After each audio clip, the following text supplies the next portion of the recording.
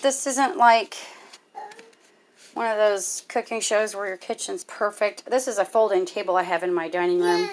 I just wanted to share before I put this all on the griddle. My large pan that has a nice glass top on it. So you want to just oil your pan however you want to.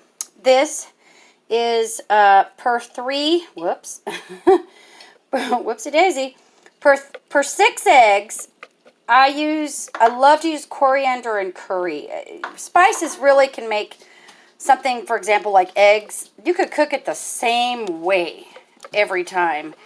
And if you use different seasonings or spices every time, it just makes a whole new meal. So I like to use curry and coriander.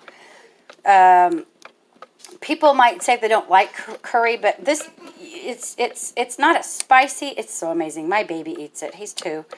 And I love to use those combo like most of the time when I'm doing stuff, even if it's just those 2. What I've done is I put, let's pretend there's 6 eggs. I actually have some baby food left over and a 4-ounce thing of baby food.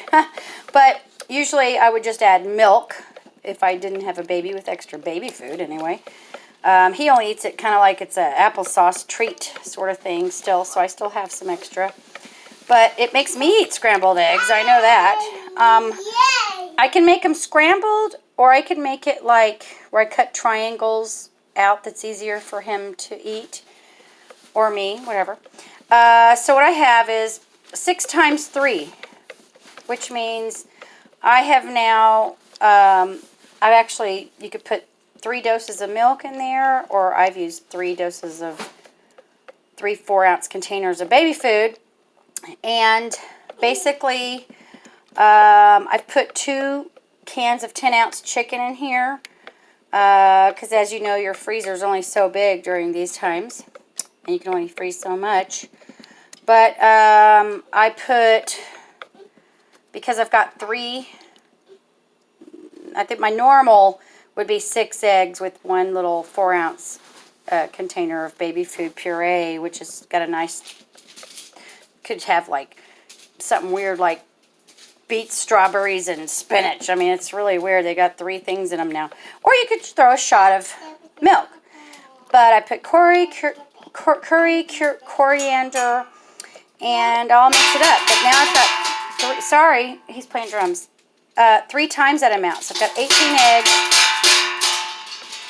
Usually in a 6-egg batch, I'll put like 5 shakes of curry and like 15 or 12 or whatever your taste is for the coriander. And I've also got some of this wonderful grinder pepper in there. So I've got a couple of cans of the 10-ounce chicken because I've used 18 eggs. What I'm doing, because during these times, the only way you can freeze eggs, I got a whole bunch, I got like 5 dozen eggs. And they will last a while in the fridge, but I'm going to freeze some of this. I'll probably cut it into triangles after I make sort of an omelet type of thing. And that way it's lasting longer for my protein. And that's the only way you could really freeze eggs very well, is to go ahead and scramble them up. I wouldn't recommend freezing hard-boiled eggs because then it becomes kind of runny. Or not runny, I'm sorry. This was not a prepared video, but it becomes kind of rubbery if you do that. So I'll pause.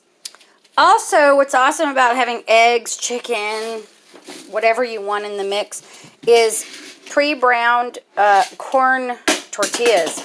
Pieced up. I'll piece them up and throw them in there, and they're absolutely wonderful. Okay, well, these are turning out. I'm going to go ahead and scramble them up. Usually, when I do like sort of an omelet-y type of thing, I can flip it and brown it on both sides. By the time I cut up my pre-browned up corn tortilla deals, I'm not putting the lid on it, letting it cook on both sides. I'm not going to cut it up. I'm just going to go ahead and scramble it. It is so delicious. Literally minimal eggs, chicken, corn tortillas, and whatever seasonings and spices. It will make your meal. Whatever seasonings and spices you like will just make a whole new meal every time. You could throw vegetables in there.